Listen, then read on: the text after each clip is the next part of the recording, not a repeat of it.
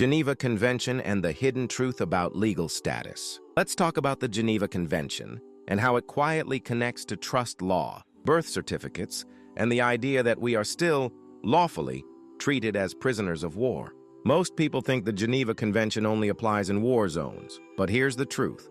Geneva Conventions are 4 international treaties agreed to by nearly every nation, including Australia, between 1864 and 1949. They were created to protect human beings during wartime, and they cover everything from how to treat injured soldiers to the legal rights of civilians and prisoners under occupation. The 4th Convention, signed in 1949, is the most important for civilians. It clearly outlines that when a country is occupied, the people living there must be protected, not punished. They can't be unlawfully taxed, harmed, experimented on, or ruled without consent. The occupying power has a duty of care to act like a trustee, not an abuser. So what happens if you live in a country that was never lawfully unoccupied after invasion?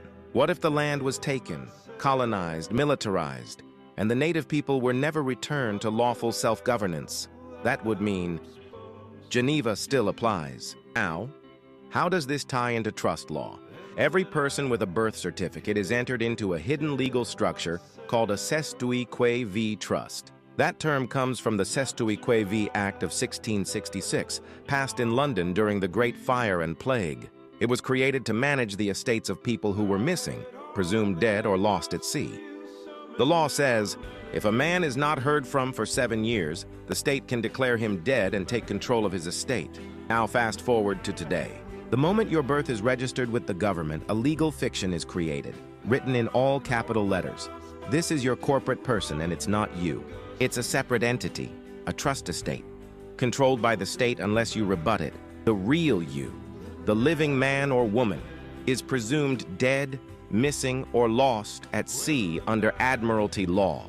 And this is where the fraud begins. The government becomes the trustee, controlling the estate. You, the rightful owner, are left unaware, uninformed, and treated like a debtor. Now go back to the Geneva Convention. If a people are being ruled without consent, administered under military-style legislation, charged and taxed under corporate policy, and held in legal fictions they didn't create, that's occupation. And under Geneva Convention the 4, the occupying power must protect the people, not exploit them. But instead of being protected, you are licensed to drive, taxed to work, fined to breathe, forced to register everything you own, and brought before courts acting under assumed jurisdiction. That's not protection. That's commercial warfare. It's silent, it's lawful, and it's hidden behind paper. This is why many researchers say we are still prisoners of war, not in prison cells, but inside a legal structure where the real you has no voice, your estate is used as collateral, and your consent is assumed by silence. So let's summarize. The Geneva Convention says civilians under occupation must be protected and honored. But trust law says your birth created an estate that the government now manages without your knowledge. Put them together, and what do you get? A silent occupation, a flipped trust, and millions of people being treated like commercial property instead of living souls. Unless you correct your status, unless you reclaim your estate, and unless you understand this game, the system will keep operating under the presumption that you are civilly dead, lost at sea and under occupation, with no claim to your land, your name, or your rights.